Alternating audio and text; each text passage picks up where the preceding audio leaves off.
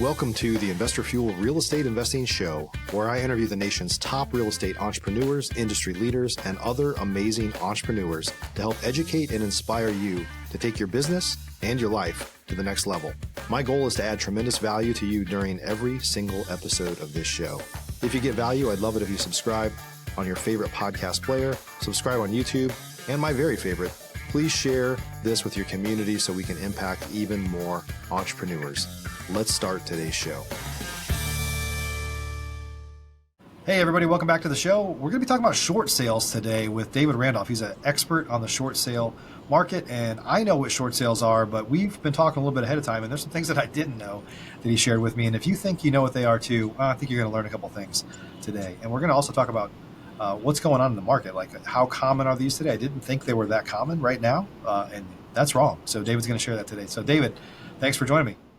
Hey, I'm really glad to be here, Mike. Yeah, excited to talk short sales. It's one of those subjects that comes and goes. It seems to kind of be a little more prevalent during down markets. When I started in 2008, they were everywhere. And of course, every realtor in town overnight became a short sale expert. But we all know that's not the case, or wasn't the truth at least. But I'm excited to talk about this today. Before we get started, maybe tell us your background, a little bit about your background and how you became an expert in short sales. Yeah, no, I'd be glad to tell you about, what I've done in real estate. I started back in 2009, and yeah, it was the wild cowboy days back then. They were foreclosing left and right. The only problem was, I've been doing it for 15 years now, so nobody sent me the memo to quit. So yeah. I kept doing them, and now I've gotten really good at it. But that's it when I started. My wife and I started together. And, basically I'm a rehabber. I rehab, 5 to 10 houses a year. I'm not a big, super syndicated type, company or, a bunch of funding or something. Everything I do is, with my own funds. And so I do rehab like 10 houses a year. One of the claims to fame that I really like about that side of me and my experience is that, all my, houses that are renovated and put on the MLS for sale, all those here in St. Louis, Missouri, which is where I live, under $265,000 and less, those have all sold in 7 days or less, at list price or higher, for 15 years now. They're drop dead gorgeous. It's totally amazing. Now, that's not that exciting because I'm making $50,000 to $150,000 gross profit on each house. That's the exciting part. These are just $250,000 houses, Mike. And so the part is, how do you do that? It's not selling them fast. It's how do you make that kind? Well, that method of buying is short sales. So for 15 years, I've been working with homeowners. These are not on the MLS. It's not with a real estate agent. These are helping a homeowner out and then negotiating directly with the bank. That's what I do. Is I am the buyer and the negotiator on the short sale with the banks. That's how I bought my houses over the years. I also moved into another business model that I have called hard money lending. Okay, so I am a hard money lender. I've got about $3.5 million in cash in my IRAs, just laying around. And so I didn't know what to do with it, so I became a hard money lender. So I do lend it out, but my heart's to help the new rehabbers out there. Not really for your experienced people here, Mike. You guys are top notch, and they got money, wherever they need it. But my heart's to help that little guy get started. So I give them the money to buy it, to fix it, the points, the monthly interest payments, all the money. They pay it back when they sell the house. Give my contractors, material suppliers, SKU numbers. It goes on for like 2 more pages. I want them to be successful. That's a business model. The other business I have is I've been teaching people for 5 years now how to do short sales. And that's really the exciting part and the things that I like to talk about here, is how can you as an investor, new or sophisticated, be able to do short sales in this market. What does that look like? And so, I try and help people all across this country. Mike, it is a federal process. A lot of people don't understand that. Short sale is identical all across the country. And someone might say, but Dave, what about judicial and non-judicial states? And I'm like, yeah, well, that's fine. That only affects your marketing. Does not affect the actual bank negotiation. So a lot of people don't understand that. Like example, Missouri, Texas, Georgia, it's like, 21 days till foreclosure. Like you got to move fast. In Florida and Illinois, judicial states, then there it's much longer. So In Missouri, I send my letters every 3 days. In Florida and Illinois, I'd send my letters like every 3 weeks. That's all that changes in a short sale process. But anyway, to wrap that up on my background, yeah, I've been teaching people now for 5 years, and I've got students all across this country doing short sales right now. Yeah, and I've known, in my mind, I knew what short sales were for a long time. I know we're going to talk about some stuff today that I didn't know is new to me. And so I think a lot of people that are listening right now are going to hear a few things they haven't heard before. There's obviously been some things that have happened in the market where, some know that some folks have gotten into trouble, and there's a right way and a wrong way to do this. So we're going to talk about the right way today. Of course, everybody should do their own homework as well. So maybe you could just start off by telling us, because I think your definition is different than what I would typically think is, what is a short sale? Just start off with that. Well, if you ask 10 real estate investors that question, what is a short sale, they'd all would give pretty much back this exact same answer. Even your sophisticated investors, I'm sure, are thinking right now that they're saying a short sale is, hey, it's when you owe more than what it's worth, right? That's the typical definition. The homeowner has a loan on the house and they owe too much money on it and they can't pay it off if they try to sell their house. Well, that is actually... That's dead wrong, Mike. Here's the definition. It's going to blow your mind, okay? The definition of a short sale is you miss one house payment. That's the real definition. And here's why. It's because you cannot do one. You cannot do a short sale unless you have missed one payment. So for me, as the short sale expert, short sale entrepreneur, investor, I am seeking and looking for someone who's missed a house payment. I can then do a short sale on that. Now you're going to go, whoa, hold on, Dave. What about equity and all these other kind of factors? Look, totally irrelevant, Mike. Totally irrelevant. Equity is in the eye of the beholder, is it not? Okay? Right? And let me back it up with statistics. So my background is engineering, by the way, and so I'm a data junkie nerd. And so I'm just going to quote Black Knight, which was bought out by ICE. That's a data, mortgage, statistical type company. And they did this 30-year study all across America for 30 years, all those foreclosures. They studied them, and they took all the homes, Mike, with 40% equity. 40%, they could have snapped their fingers and sold it on the MLS easily. But what happened instead was 1/3, 30%, went to foreclosure anyway. Mike, that is your short sale. That's our definition. You need to be there to help that family out. You need to be there to help them be able to save their credit and pick their life back up. That's a short sale. It's not related to equity. Yeah. So is a short sale these days, I mean, because you just said something that, like I've always associated with, if you would have asked me for a definition, I would say it's a bank that is willing to accept a payoff that's less than the value of the loan, but that's not what you just said. So I think another myth that I thought was true, which I think you told me up front was not, so let's talk about it, is that there's less foreclosure activity going on right now because people have so much equity in their homes, they could just put it on the MLS and sell it. But that doesn't mean there's not distressed people. So tell us a little bit about what's really going on these days, like in terms of short sale activity. Yeah, well, what you just said was actually wrong, Mike. Sorry to say that to the host of the podcast. That's why I want to brought it up. That's why I wanted to bring it up. Equity's got nothing to do with why there's no short sales. Here's the reason why there's not short sales. And I have this verified from bank contacts. So if you go back to March of 2020, you remember that thing called COVID, and there was that disease thing, and then there was that CARES Act thing, and then that moratorium thing, and basically we had homeowners didn't have to make any of their monthly payments, okay, because everything was shut down for 18 months, no house payments. Well, at that time, in June of 2020, I started getting LinkedIn messages from attorneys, from foreclosing attorneys, okay? And they're saying, hey, Dave, would you show me how to do real estate? And I'm like, whoa, you're the bad guy. What do you mean? What do you? And they said, no, Dave, they fired my butt. I'll be safe on the pot. They fired my butt. Okay, I don't have a job, and I want to get into real estate. I've always heard about. So anyway, the point is, all these attorneys across the nation were laid off because the law firms, they're cheap. Now I can say it. My son's an attorney. Law firms are cheap. They laid them all off. So now we lost all of our foreclosing attorneys.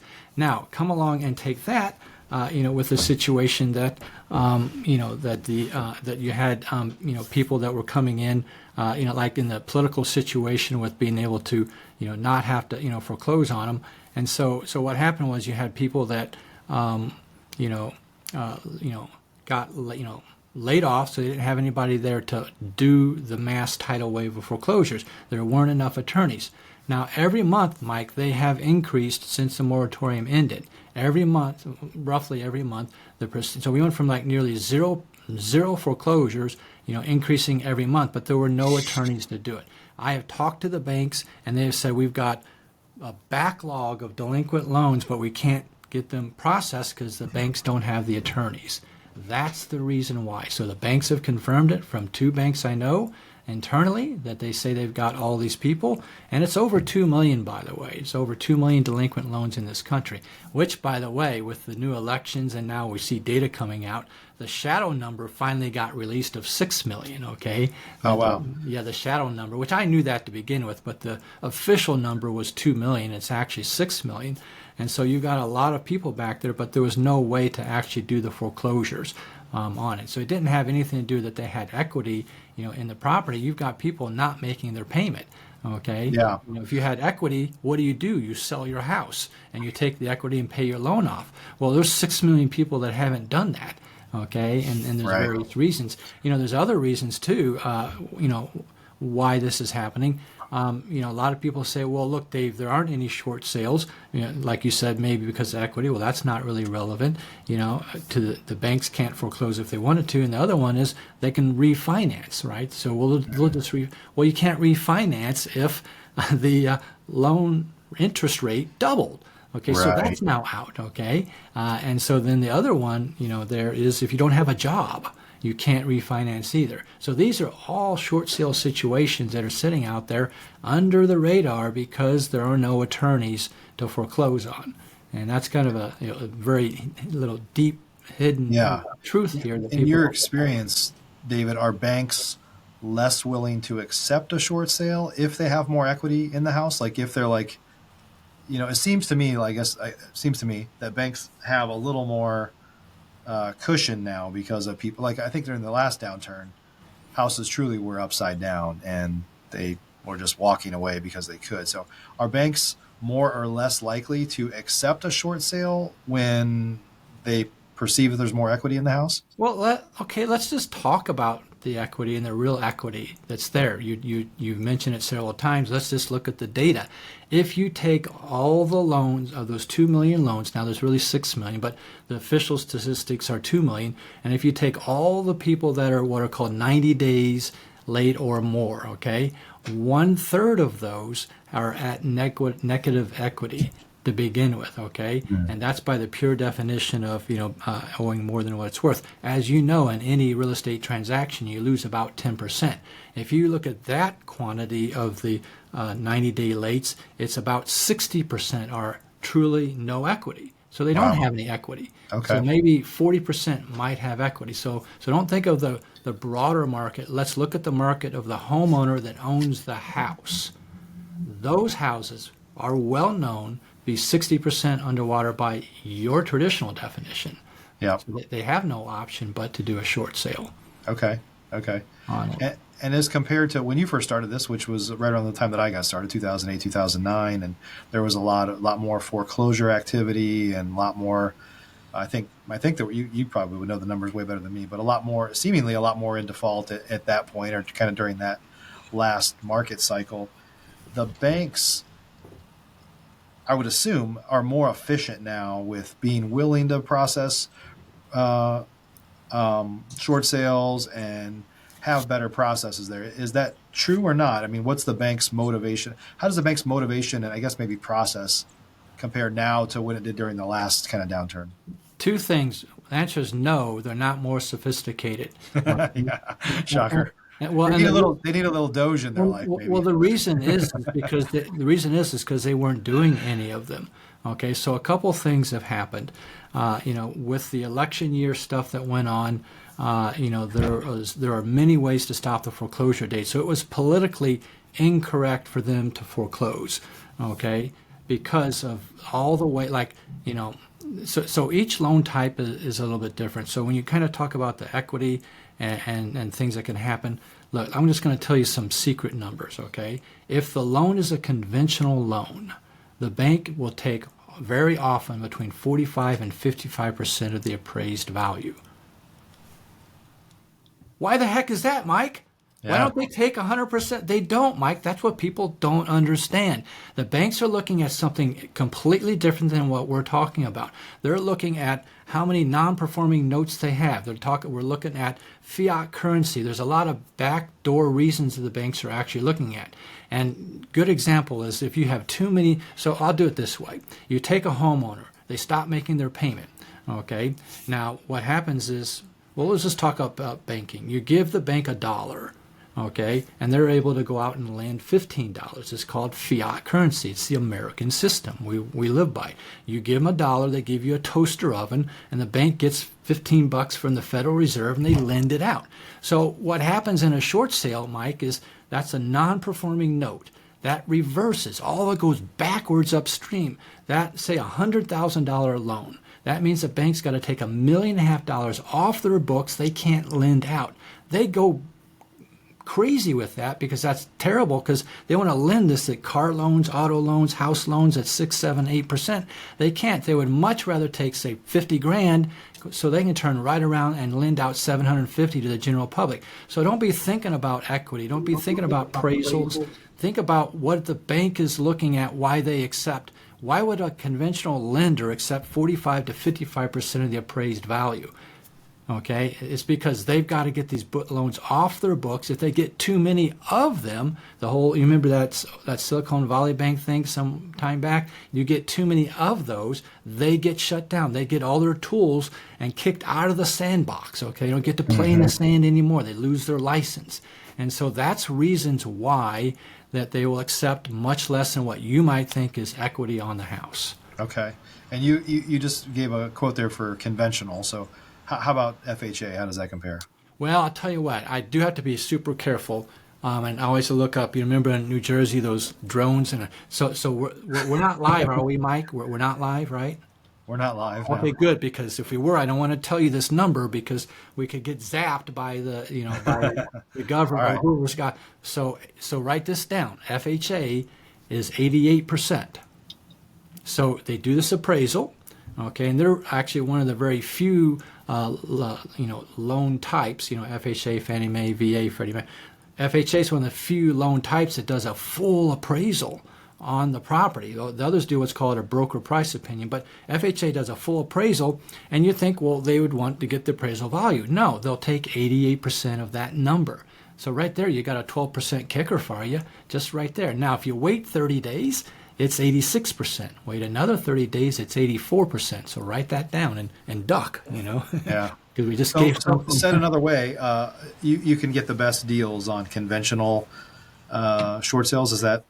Yeah, really, I think so. Yeah, I mean, FHA is the toughest one. You'll make the least profit from those because they are doing a full appraisal. That means that guy's being paid a lot of money to spend a lot of time to determine what the truest possible value is. Okay, with it and stuff. But but then you can do things like dispute it and and then show the bank that was a bad appraisal. So there's a lot of steps and process. It's actually quite fun, to do a short sale with it. And so there's a lot of ways you can then get that value down by showing that there are errors in that appraisal itself. Yeah. So when I in the past, truthfully, I've done hundreds of deals. I don't think I've done any short sales. Now, that doesn't mean we didn't partner with an agent or somebody that was a short sale quote expert to go try to work a deal for us, and they just never made any of them work. So probably was user error just from being involved with the wrong people.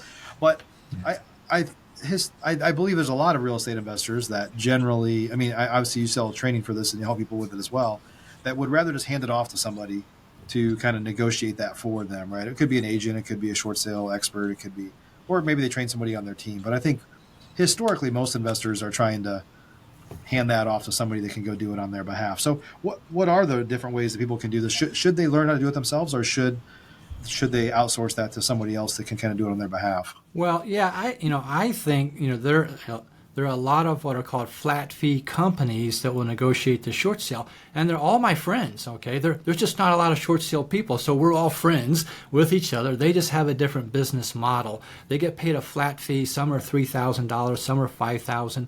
The really good ones are maybe charging like $10,000, and so you pay them that flat fee, and that's really great. But what happens is that they don't have the motivation to make the $150,000 profit on the house that I do when I'm negotiating it. So they're going to come back to you much sooner and say, hey, I'll just give you an example. There was a house, okay, where the loan was $204,000, okay? The bank initially came back at $196,000, okay? Now, in a flat fee situation with most of those, real estate agent or companies in a flat fee, either way, would have come back and said, well, Mike, they'll take $196,000, would you accept that? Are we done? Can I get my fee? Because I get my fee no matter how hard I work. Is that good enough for you, Mike? And they're going to then push you into that, and you're going to maybe say yes.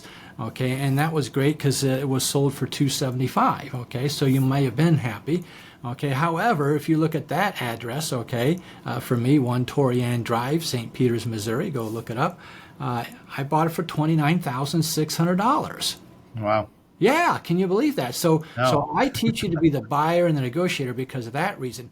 Now, I tell, a lot of people come to me, they don't want to learn what I teach them. So I say, great, if you don't, please at least take it to my friends at the flat fee company so that the family doesn't go into foreclosure. Mike, we're doing this to help families. This is why my wife and I started doing this in 2009. How we could have done anything in real estate, free and clear, tax liens, we wanted to help families out as a way to actually step in and help families. So if you're not going to learn to do the short sale yourself, and you're not going to learn to make $150,000, and you don't want to make profit on that, and pay taxes on that, then at least give it to a company that can save them from foreclosure, okay, and stuff. But no, they don't make the kind of profit because they either don't have the training that I've developed for myself over the years, or they are working on a flat fee no matter how much work they do. So there's two ways to do it.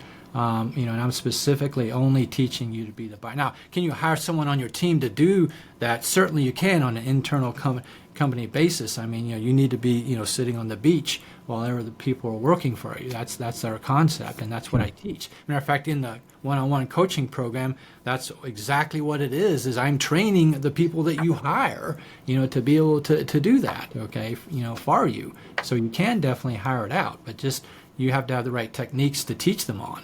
Yeah. It reminds me of, when people are asking for hiring somebody to help them with their taxes, I usually say, most CPAs are form filler outers, and pretty much anybody can do that. But the tax strategists are the ones that are worth paying the most because they have a vested interest in helping you save the most. So whenever you have a CPA that talks about, well, we don't want to do this in case we get audited. Like, I don't want to get audited, but I've kind of found the people that are like, well, if we get audited, here's what we're going to say, this and that and this and that. And so they're not afraid to get audited. I mean, we've been through an audit before. I don't want to go through that again, but you don't want the folks that are so safe that they're just trying to check the box, fill out the forms, and not get the most, not work as hard for you as. Yeah. Well, and those flat fee companies are about volume. Okay. They'll do 1,000 short sales. That's just ludicrous in my mind. Okay. Yeah. That you're just processing paperwork. You're not really, looking at strategies and techniques and systems, and there's each one of the lenders has a different amount they accept, and there's just different ways to do the short sale. There's different ways to stop it. Right now, I can stop an FHA foreclosure, okay, and I call it, postpone it because, stop's not a real word. And so you can postpone that foreclosure just 4 days before the foreclosure date. Okay, I have a system and a way to do that. On a Fannie Mae loan, if the homeowner's loan is Fannie Mae, I can stop that just 2 days before the foreclosure date. And VA is even easier. With a single phone call, I can stop postpone a VA foreclosure the day before on VA. And so there's a lot of different techniques out there that you need to be aware of, to do that, because you have to stop the foreclosure in order to do the short sale. So a lot of people kind of misunderstand that. 21 days in Texas, okay, well, I can't do a short sale in 21 days. No, you're stopping the foreclosure date. You're postponing the foreclosure date, and then you are doing the short sale paperwork and process, over time. Yeah, that's awesome. Well, I do want to talk about, like, how do you find short sales? So, we historically we do a lot of outbound lead gen, and they just get caught in the net, right? They're like, well, I'm behind on payments and stuff like that. But I know you have a way to kind of focus on finding those directly. So maybe can you share a couple nuggets with us? Yeah, sure. I mean, the easy, low-hanging fruit is that the foreclosure process, is basically required by law to post the legal description in the county legal newspaper in all 4,300 counties in the United States. So every single one of them has to post in the county legal newspaper. So I teach my members to go to the internet version of the county legal newspaper and get it there, right there and then, and mail your letter at 5 o'clock that day. Okay, and so you're going to beat out all the other, companies and people and stuff that are doing it on some other, system that's down the line. When this is, look, these are called public notices. Okay, right. You're not looking under legal notice. It's a public notice. Why? Because a foreclosure is an outcry at the courthouse steps. You want as many people to come to the steps to bid the price of the loan way up. So it has to be a public notice. You have to tell people to show up. So I teach you where and how to get that internet site and how to get the data and process that data to mail them. And Mike, I do that too. I teach direct mail. To me, it's as old as death and taxes. Okay, direct mail, you can pay somebody to do it. Now, can you do bandit signs and SEO and EEA and DDD and all these other letters, out there with markets? Certainly you can, but it's really simple to pay someone to write letters to the homeowner. So yeah. that's the base level, easy, low-hanging fruit, way to do short sales. Yeah, that's awesome. That's awesome. Good stuff. So, David, I know you teach a lot of people how to do this. If they wanted to learn more about what you teach and see some of your content, like, where can they go? Well, I have a website. It's called thedavidrandolph.com, and that's because somebody took davidrandolph.com, and I was heartbroken, and someone said, wait a minute, aren't you the David? Yeah, hey, go there. Yeah. Give me thedavidrandolph.com. So they can go there and they get some information. Here's the easier way, though. If they just text the word intro, INTRO, intro, to my cell phone number, every month, Mike, I do a free 2-hour workshop on short sales. So they would just text intro to 636-685-2990. And just get in on that free workshop and learn about short sales. Find out if it's really what you want to do. You have to have a heart to help families. You have to be able to pay a lot of taxes, okay, because you're going to make a lot of money at it and stuff. And so I got students all across the United States. And that's probably the best thing for people to do and make that decision if they want to go further with it. They can... communicate, directly with me on my website too. So probably the two best ways to do that. Awesome. We'll add those down below in the show notes, so guys check them out. So, David, thanks so much for your time today and for sharing some insights on short sales with us. Yeah, Mike, I appreciate what you do here for everybody too. You're gathering, people in the industry that has stuff here and stuff there, and so everybody out there has got a little piece that may, be something that will be useful in their business, and that's what it is about becoming a better real estate investor, is taking and working with other people, okay, and their ideas. We don't need to reinvent the wheel. All we need to do is work together and share what we know and take pieces that fit in with our business model. Absolutely, absolutely. So thanks again for sharing your insights with us today. Thank you. Everybody, hope you got some good insights from today. Go learn more about David and what he's doing with short sales. You can add that to your business, or I guess you could focus on that just alone if that's what you want to do. So there's always an opportunity. I mean, it's unfortunate. There's a lot of people in America that are living paycheck to paycheck and not financially free like a lot of us want to be. They don't have the mindset of the real estate investor that's like willing to hustle or do whatever it takes, or maybe they just can't make it happen. So, but you have an opportunity to help serve those people and make a respectable profit in the process. So appreciate you guys joining us on today's show, and we'll see you on the next one. Thanks for joining us for today's show. You can learn more about the amazing benefits of the Investor Fuel Mastermind community, including surrounding yourself with hundreds of other rock stars, 100% financing on your deals, and members-only discounts from vendors you're likely already using that, as a member of Investor Fuel, will save you more than the cost of your membership. Visit investorfuel.com to learn more. You can also check out the show's notes for access to free resources, how to get access to world-class lead generation, and even how to work with me directly one-on-one. Don't forget to subscribe so you never miss another episode. See you on the next show.